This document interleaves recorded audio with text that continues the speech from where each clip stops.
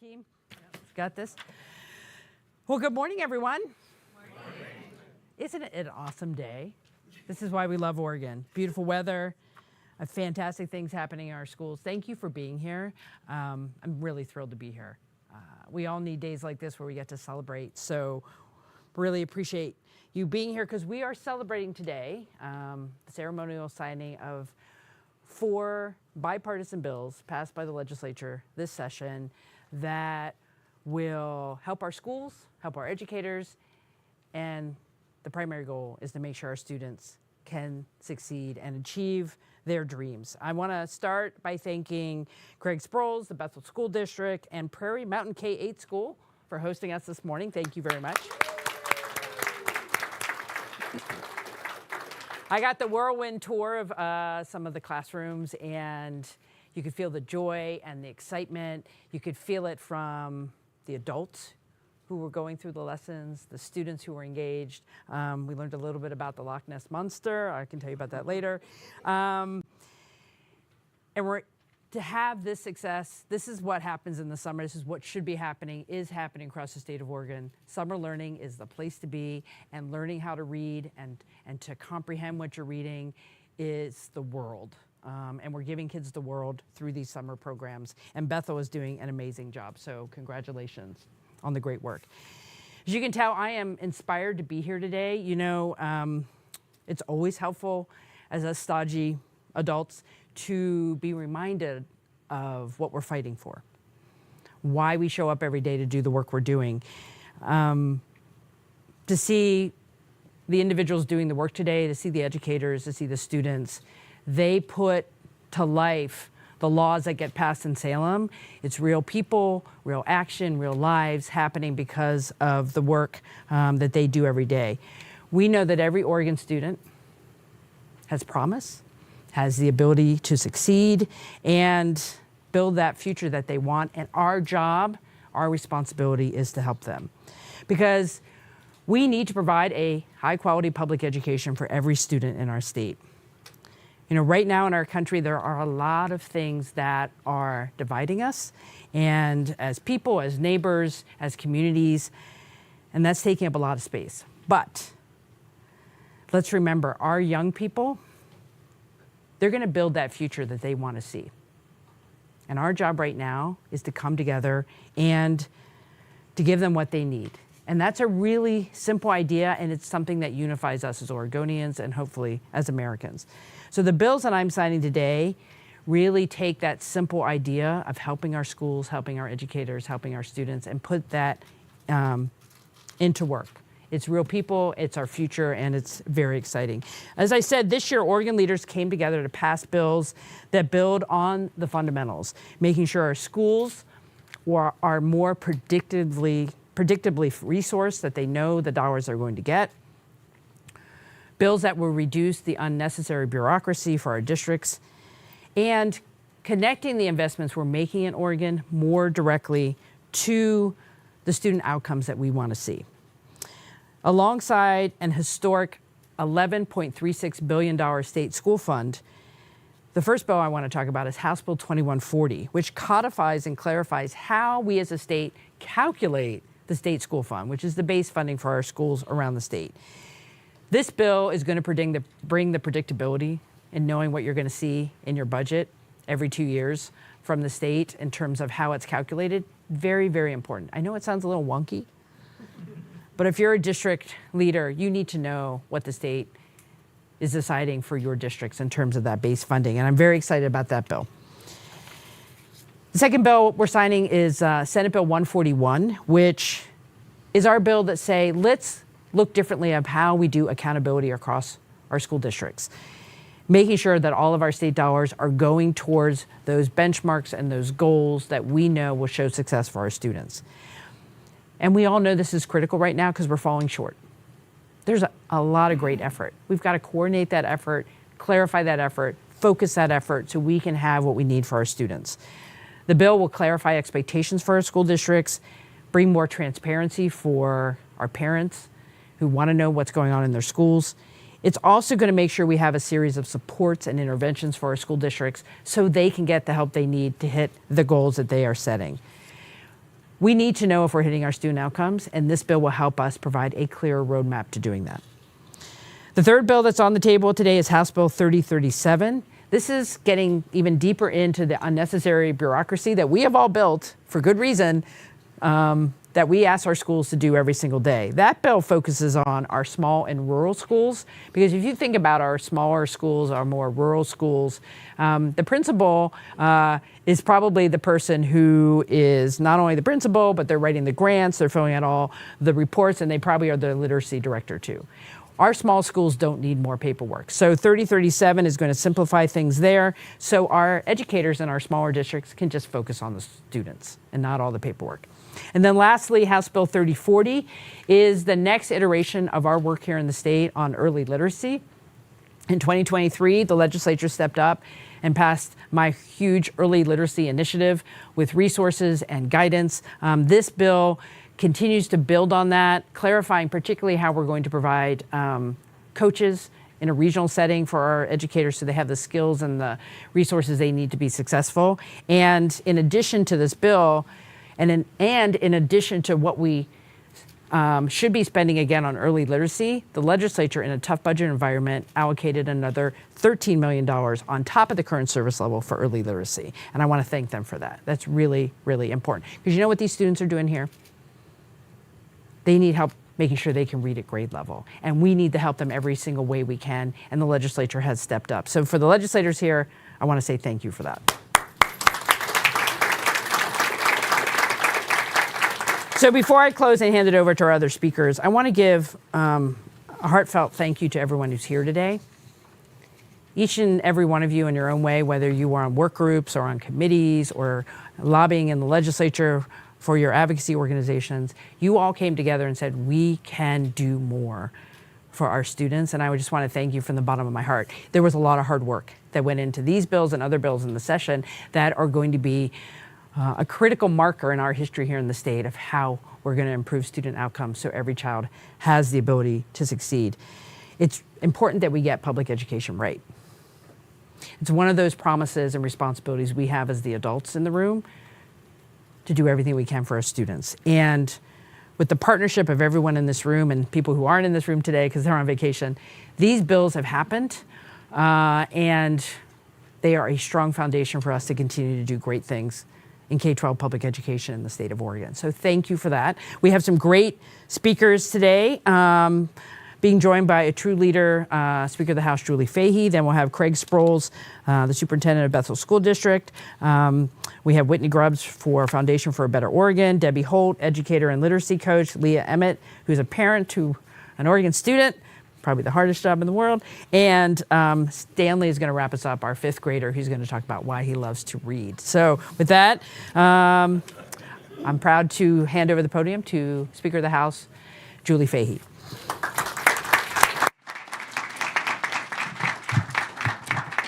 Thank you, Governor, and good morning, everyone. Welcome to Bethel.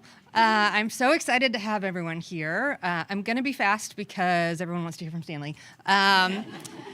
But I completely agree with the governor. We are here to celebrate. We're here to celebrate these historic education bills that we are having a ceremonial signing for today, and all of the work of the legislature and the governor's team and the Department of Education and all the advocates that made them happen. But I also want to take a minute to celebrate Bethel.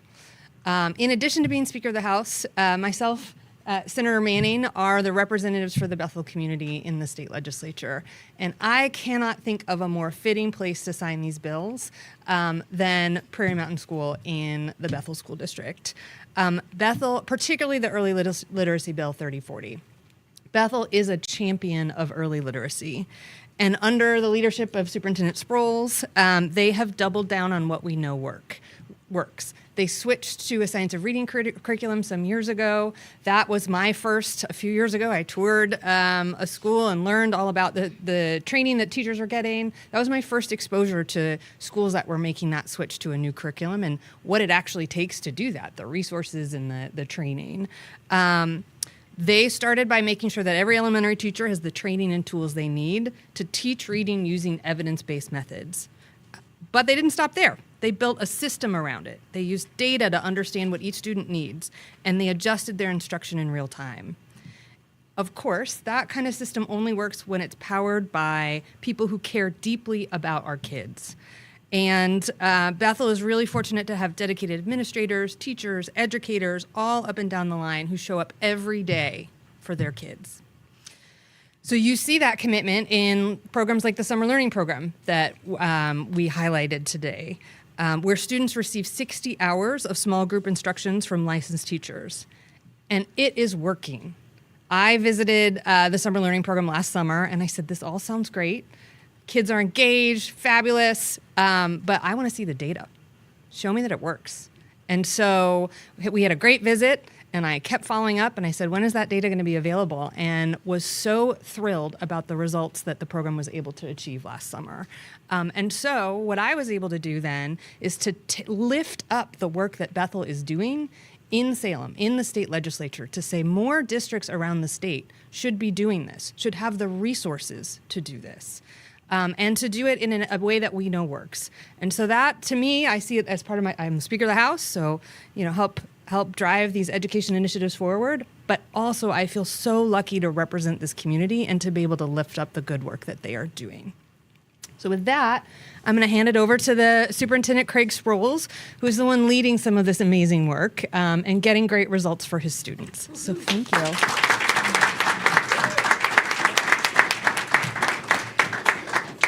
So thank you for that. And Hannah, I have to apologize. I'm going to go off script on the script that I sent you. So just so you know, I am profoundly moved by the collection of people that we have in this room and the collection of folks in this room with the classrooms that we just walked through and we saw students who are emerging readers. We talk about how do you create a system of support for an individual student, for a third grade student who hasn't yet learned to read so they can't be a master of their own future, an agent of change in this world. Because if you can't read, it is really darn hard to be that person that you can envision yourself being.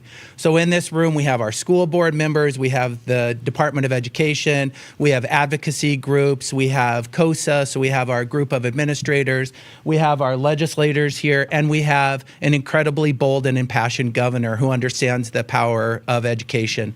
All of that means that we can move the dial for that third grade student that we just visited. So the bills that you're going to hear today provide consistency and stability, a stable funding source. And the governor came out this year. I've been in education for 28 years, and we've never had a CSL, we've never had a budget that's presented early enough in the session that it doesn't create all of this fervor about trying to move that number up. What is there a fervor about instead of about moving that number up? It's how do we teach our kids to learn to read? So having a governor who took a bold stand on the CSL early in the session and having local legislators who not only show up in Salem, they show up in Bethel schools. They know what we're doing. They are close partners to where we are at. That moves the dials for our kids. So in Bethel, we talk about creating relevant, responsive, and joyful learning communities where all of our students thrive. And one of the things that I heard, one of the themes that I heard about summer learning was, can summer learning be academically focused and joyful? And if you wonder that, walk down the hall. So we deeply believe that doing hard things well leads to joy. So it's not that we can't teach kids to read and have joy doing it. And if we're not teaching kids to read, I'm telling you, life is hard. Life is not joyful if you are a 17-year-old at Willamette High School who doesn't have foundational reading skills. Life is daunting. So we need to do both. And one of the things that I love about pairing the CSL bill with the accountability bill is that it reorients schools into our piece of this puzzle. Coming out of the pandemic, we really focused on mental and behavioral well-being, which was super, super important as we did that. And now we're focusing on academic results. So we need to get better at teaching our kids to read and write. We need to get better at producing creative and collaborative problem solvers who can solve the problems of the future. They're not the problems we're facing today. More than any other time, our students need to be prepared to solve tomorrow's problems. So that's what we're trying to do. So these bills taken together as a collective help us do that. So thank you for bold leadership. Thank you for staying close to us through this. School board members, thank you for showing up and helping us do this work along the way. The most important people in the room aren't actually here. It's that third grade student who all of this work falls away when you see that relationship between a student and you have a teacher who loves that student and you have a parent who's rooting for that student. All of that works together to produce higher levels of reading in Oregon. So I'm really, really proud to be here today. I'm proud of all the people who showed up today, but most importantly, show up every day for our kids. So thank you for being here. And we have Whitney. Good morning. It's great to be here. I'm so honored to be here with Governor Kotek, Speaker Fahey, Senator Manning, Dr. Williams, Superintendent Sproles, and many advocates for Oregon children who are here in this room this morning. Today, we're celebrating a landmark step toward a better Oregon where every child can learn, grow, and thrive.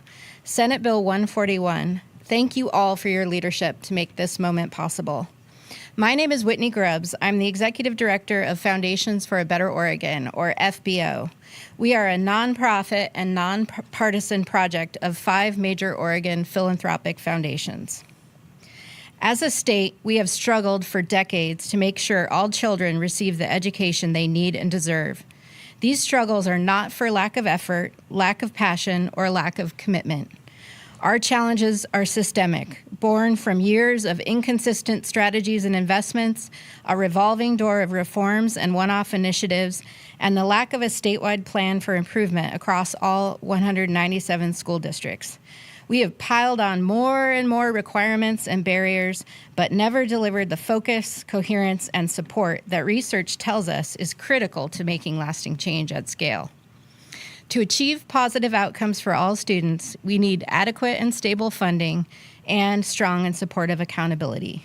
That's how we get the most for every dollar invested in public education and how we fulfill our promise of a high-quality education for every child, no matter their identity, zip code, or life circumstances. Senate Bill 141 builds on the historic Student Success Act of 2019 by expanding 4 research-proven and Oregon-tested strategies. The legislation streamlines state bureaucracy to reduce burden on schools and educators. It expands how we measure student success and requires school districts to set clear goals to improve their outcomes. It doubles down on best practices to improve learning for all students and recommits us to close the unacceptable opportunity gaps that impact students of color, students with disabilities, rural students, and low-income students. And when districts aren't meeting their goals, the state finally has clear authority and the obligation to provide high-quality support to drive progress. As a longtime advocate and leader in education policy, I've seen decades of federal and state efforts to build accountability fall flat. These top-down reforms did not recognize the complexity of the task at hand, nor did they recognize the humanity of the hardworking folks across our public education system. We can and won't repeat those mistakes. Real accountability and system improvement requires strong relationships, shared agreement on our goals, a long-term commitment, and the courage to constantly reflect, learn, and improve. It is hard work, but it's critical work that we must do to keep our promise to Oregon's kids. Today, we celebrate a new era of commitment and progress. Oregonians know a strong public education is key to building a strong economy, healthy communities, a durable democracy, and a secure future. It's going to take all of us, from Salem to districts to classrooms to neighborhoods, folks in business and labor. We all need to lean in together. We need to cheer progress when we see it, and we need to learn from our mistakes and pivot. So today is a celebration of Oregon kids, and because of that, I brought mine. my rising senior, Hazel, who is going to be graduating from McDaniel High School next year. Thank you.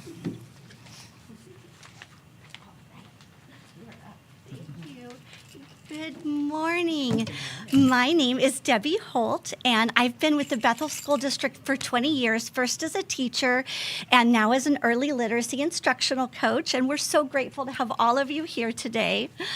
Here in Bethel, we believe that every single child can learn to read and that literacy is equity in action.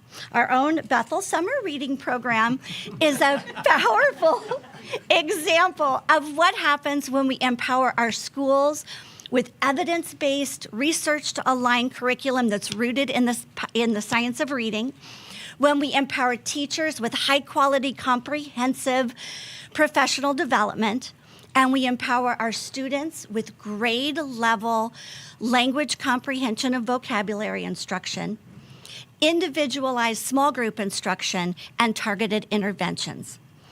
Some of our most joyful moments here this summer, witnessing one of our most vulnerable students read their first complete sentence independently, listening to some of our kids refer to themselves as paleontologists when they're digging for fossils out on the playground, and listening to kindergartners explain that one character saw the stone as a pebble and one character saw the stone as a hill because the characters had different perspectives, which was one of their vocabulary words.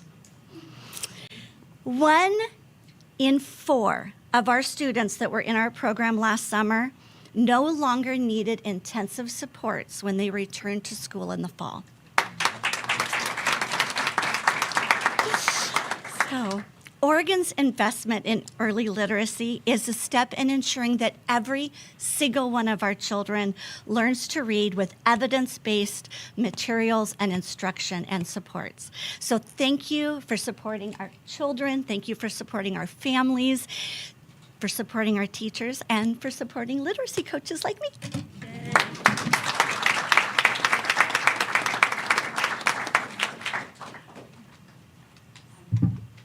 Good morning.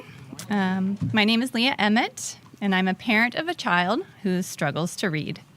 Like many parents, I've seen the toll it takes on my child when education investments don't actually translate into results in the classroom. I support Governor Kotek's education accountability bill because it isn't just about more money. It's about making sure those dollars reach the classroom and make a real difference for students. I'm proud to have a governor that is so committed to ensuring our schools perform to their highest potential. That is the accountability students deserve, that teachers deserve, and that families deserve. As a parent of a struggling reader, I know every year without results in the classroom is a year of lost potential that will affect my child and others like him for years to come. This crucial policy supports teachers and districts and holds everyone in the education space accountable to the high expectations we have for our children's education. It does right by our kids. Thank you, Governor Kotek. Thank you.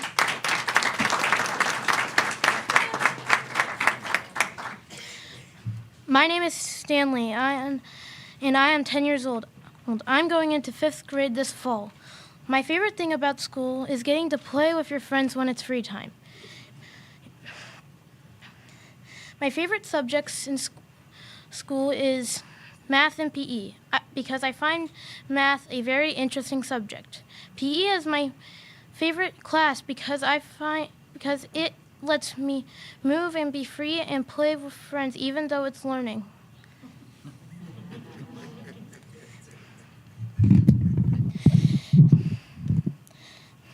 I heard the governor likes sports too. I do. Anyways, I know that We'll have to play some hoops later. I know the importance of reading it gives me the confidence and means I can grow up to do whatever I want to. Thank you for caring about schools and making them better.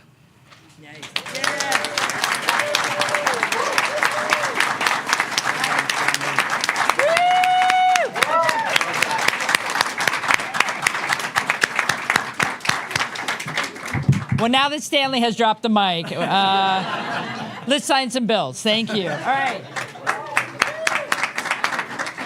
Now it's time. I'll invite you up. Come on up. Gather around the governor. How do you have enough space? No, it's not.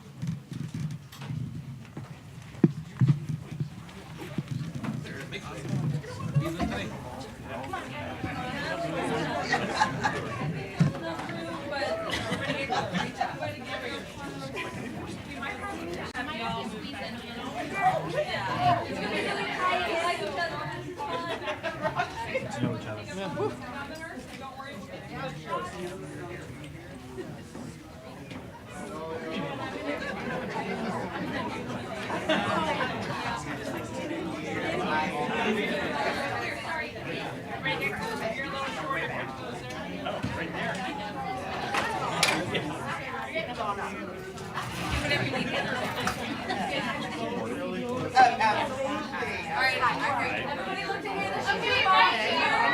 This is the official camera. We're in lots of cameras. So you guys can all look in here. Awesome. Perfect. Stanley, can you put your remarks on by your side? That's perfect. I don't want to have two bits. That's great. Awesome. Looks great. All right. Next up, do you want to? Are we ready? Go ahead. Are we ready? We're ready. Okay. We're going to start off with the Senate. So, Senator Manning. We're going to do Senate Bill 141.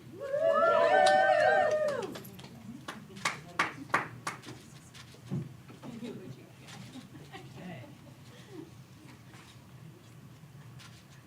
And then we're going to 2140, which is our CSL bill. Those in the room, I never want to talk about 4950. Ever again. Never again. Now you never have to. Okay, and now we are on to, this is our literacy bill, House Bill 3040. Let's keep reading, people. Keep reading. If y'all want to scooch in a little bit further on the end. Awesome. That's a technical term. Scooch, people. Scooch.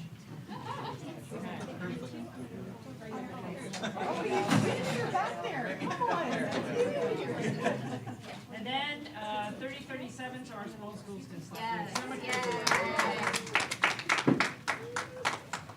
Free them up. Okay. Now we're going to do this weird thing where I move the ball. Okay.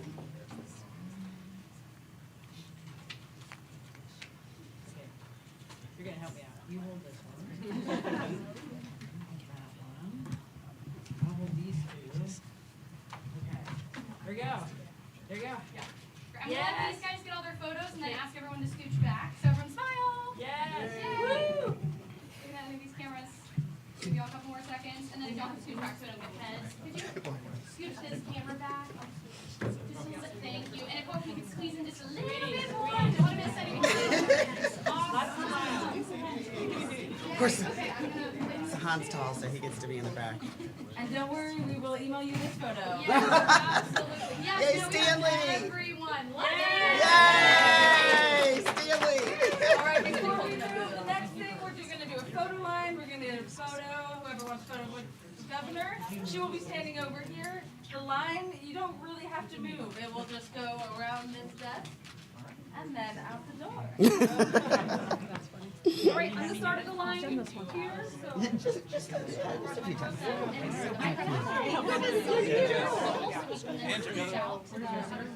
We can line behind the bookshelves and all that good stuff. Where she's gonna be. Can I get Debbie and Stanley?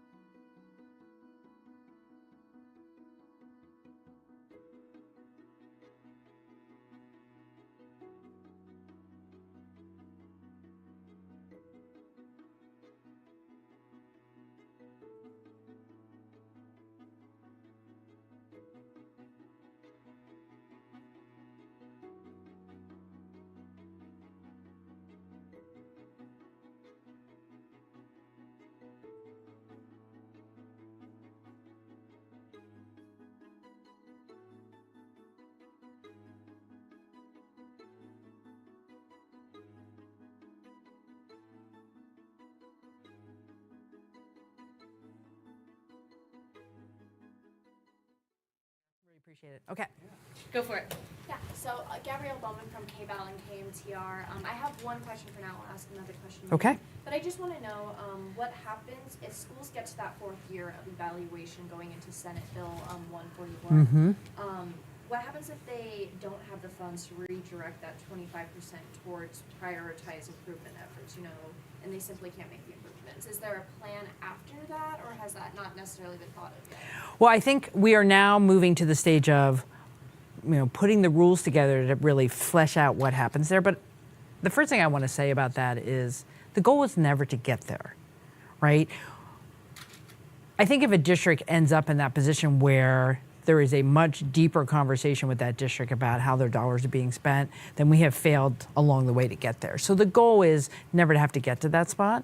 And I think the other thing that's really important is it's not about the state taking over a district. It is about the state and a district sitting down and say, look, for whatever reason, you're just not hitting your mark. What can we be doing differently? And giving them the ability, it may be a very difficult situation, to redirect some dollars to be more focused. I hope we never get there, but we have a lot to do to figure out how that would actually work. So in the next year, the department will be working on the rules to figure that out. But let's never get there, right? Let's make sure districts have what they need in this first, second, third year, so they're on track to hit their outcomes. That's our goal. All right, we've got virtual from K2. How will you ensure that this wave of accountability measures doesn't become compliance-focused for districts at the expense of real student-centered change? Well, I think, thanks for the question. One of the things we heard in this entire process, and this was many months and many conversations in the making, was we don't just want to take this kind of very rigid regulatory approach. We want to free up our districts to focus on what works. And you need to have a North Star. You need to understand where you want to go in the different benchmarks that we know when students hit them, whether it's 3rd grade reading or 9th grade on track or attendance in kindergarten. If you're hitting those marks, that student's going to be way more successful. So it's really about setting goals, setting targets. Compliance is not the issue here. This is about expectations and targets and resources prioritized for the right direction. And in terms of making sure it happens, the other piece that we didn't talk a lot about here is, what is the state going to do? The Oregon Department of Education is going to be very focused on streamlining what they do, focusing on smart, helpful technical assistance. And that is a reorientation also for the agency, because they have been told over the years to be focused on compliance and reporting and things that we all thought made us feel better. They're going to be able to free up their time to work directly with the school districts to help them stay on track. And that is a switch also for the state's partnership with the districts. All right, for the in-person, we got a mic so people online can hear. Hi, I'm Rebecca Hanson-White with KLCC. Hi there. And my question is, with this funding and accountability measures, in let's say 3 or 5 years, what does the successful implementation look like? What is your literacy goal with this for the state? Well, we'll be working on those specific numbers, but the goal is to make sure we're seeing improvement in all those areas. We've had a set of goals related to the Student Success Act. In 2019, when the Student Success Act was passed, there were 5 things we would be tracking and holding our districts accountable to. We're going to add some things there. So the progress on those numbers in those particular outcome measures are where we're going to be focused. Sometimes we ask people to do too many things and focus on too many things. And when you water down what you're focused on, you don't see the progress you need. So focusing on a particular set of benchmarks across the districts, we'll be able to compare. The other thing that's embedded in the conversation, which is a little more in the weeds, how we assess how students are doing, talking about those assessments differently, those big standardized tests, which frankly have been required by the federal government. We're going to work on more types of interim assessments during the school year so educators get more real-time feedback. That is going to help them know where their students are going, and that is also going to be a helpful part. I want to also talk about the current service level bill, and I appreciate the superintendent's comments. We're always going to be doing everything we can to get as many resources into our schools. When districts know what it means when the number comes from the state, how it's going to be split up in the 2-year biennium is really important. We've literally been having that conversation for 2 decades. I cannot tell you how that clarity is just going to make it easier for districts to plan. And when you can plan, you can achieve better.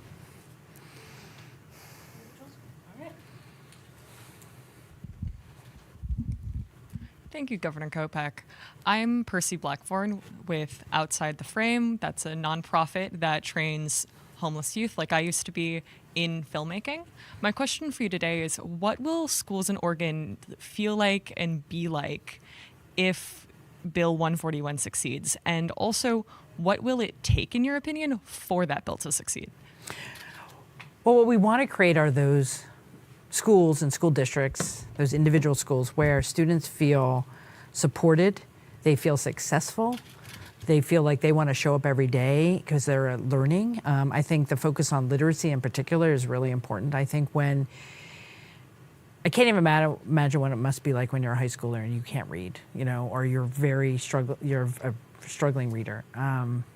That just impacts your entire life. So when districts can focus on the key things, I think students are going to feel that. When students know that the adults in the room have their best interests at heart, are focused on certain things, the students are going to feel that. So I think it's going to change our attendance rates, and we're going to focus on that because students need to show up. You can't learn if you're not in the classroom.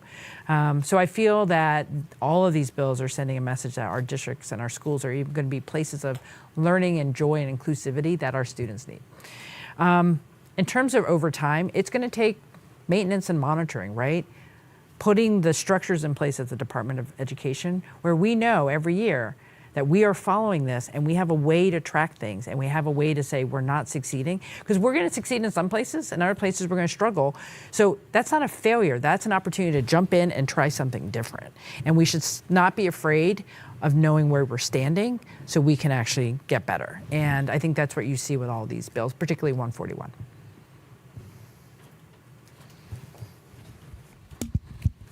Hi, I'm Lily St. Angelo. I'm from Lookout Eugene Springfield, new online publication in Eugene. Go Lookout. Thanks. So given the recent detention of an Iranian father in Portland at a preschool, I'm wondering, what would you say to parents who are worried about dropping their kids off, either for their own safety or for their children's safety going into this school year? What would you say to them? The first thing I would say is the state and the Department of Education are working consistently with all of our school districts to help them understand what the law is, what they should be communicating to their families about Oregon as a sanctuary state and what protections are available. That information and ability to understand the law and where you sit in it is really important for all of our parents and our students. The other thing is that as governor, I'm going to continue to stand up for our values. It is not okay to be standing outside of people's schools looking to catch parents in front of their children. That is something new in this country. We have had places in our country, our churches, our places of worship, our schools, where that was not an acceptable thing to do. And that situation that happened out in Washington County, we got to keep that from happening again, because it does send a chilling effect for our families. So top line is, we're going to keep standing up for what we believe here. We're going to educate people on their rights and send a clear message to the Trump administration that that is not okay, and we need to stop that. Any virtuals? Hello, good morning. Morning. I'm Miranda Sear with the Register Guard newspaper. And I wanted to ask, with the federal funding uncertainty for school districts, and even with this historic investment in schools from the state of Oregon, a lot of school districts are facing budget cuts. So how are you hoping that the state can ensure stability for school districts during this time? Well, first thing is we need a stronger commitment from the federal government to stay the course on what they have been funding. I was glad to see just last week we had the announcement that the Trump administration was releasing the dollars that would normally come to the districts across the state, the title money, 21st century schools, English language learner support, professional development money. Districts across the country, red, blue, or purple states, depend on those title dollars. So hopefully that will be a trend, that they will stop playing with those dollars that are basic to our school districts, because we need those dollars. When it comes to the state, being very clear about the dollars we have, I mean, these are difficult budget times, not only for the school district, but also for state and local government. We have to prioritize K-12 education. We're going to do everything we can to do that. And we're going to keep asking the Trump administration to stop playing games with the dollars they do send. We need those dollars. And hopefully we won't see any more of that chaos coming on the federal funding on education. And we'll just keep joining other governors across the country saying, stop that. We need the schools to be funded. So thank you.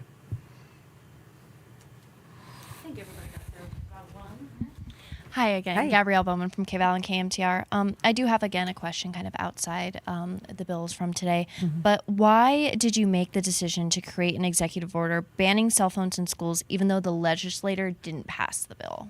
Right. Thank you for that question. I believe that it is in the best interest of our students to put the cell phones aside from bell to bell during the classroom day. I have heard directly from young people who are in schools who are successfully doing that, saying that has changed the school environment for them. They spend more time talking to their peers. They are more focused in the classroom. We know this is the right thing to do. My preference was that the legislature would have passed the bill. You know, lots of things happened in the legislature. I understand that, but I didn't want to wait till next year. And so doing an executive order as soon as I could to send the message for this coming school year that we have to do this was, in my mind, the right way to keep us on track. And I want to thank the school districts and the Department of Education because everyone is stepping up and saying, let's make this work. And so all the school boards are going to have new policies by October, end of October.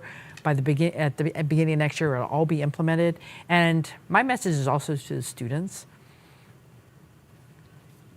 Be part of this. This is going to be helpful. It's going to be a transition for some of you. But at the end of the day, I think you're really going to appreciate the fact that you can be in school and off your phone and learn and be with your friends in a way that you can't now. And that's going to be good for what you want to do in school. What do you hope your legacy will be for Oregon kids? Ooh, a legacy question. That's a big question. I'm kind of bad at the legacy question because I really focus on, well, what can we do right now? What's going to happen in the next 6 months and 12 months? Because implementation is really key. At the end of the day, I want to make sure, it's about making sure students can read and write so they can be successful. I have been in this business long enough that sometimes you hear, well, not every child can be successful. I don't believe that. I believe every student with the right skills and help from their educators that they can be successful and achieve their full potential. And that's what we want from our school districts. And this is going to put us on the path to do that. So I'm very excited. There's a lot of work to do. Like a bill is just a start. We have a lot of work to do to implement all this, and that's where that's what we're going to do next. We're going to make sure we put all of this into practice as soon as possible. So thank you. All right, I've got time for 2 more questions. Hello. So I love having the local. This is fun. You guys are great. Okay. So I wanted to ask about a lot of what was said during the speeches today were about Bethel and the early literacy initiative, science of reading, all that good stuff. So what did you take away from your visit today, and what would you like to see that is going on at Bethel that you would like to see in other school districts across the state? Thank you. It's great to be at Bethel because, as Speaker Fahey was talking about, she has been a strong proponent of literacy. Without Speaker Fahey, I don't believe we would have gotten 3 consecutive summers funded from the legislature this year. She's very committed to this, understands the connection between summer learning and literacy and the summer learning gap, and we've had a lot of success because of her. What I think we see here in Bethel, sometimes we say, we can't achieve this. I don't believe that. We have school districts across the state, like Bethel, who are doing high quality summer programming. Their literacy numbers are moving. Their students are learning how to read. If one school in Oregon can do it, every school in Oregon can do it. So when I look at these classrooms, I'm like, these are models that we can scale to other districts, to other schools. It's achievable, and I don't think we have to reinvent the wheel. I want to put all of these literacy educators right now on the road with their materials and say, you can do this thing with the cool t-shirts next summer. Why don't you do that, right? We can, if we are teaching each other as Oregonians how to do this well, we're all going to be successful. No district has to do this alone. We are all in this together. Bethel can do it. Bethel's a great model. And I think I'm a little jealous that, the center has such a great school in his district. But as the governor, every school is my school now. So, so Bethel on the road, right? That's what we're going to do. So there you go.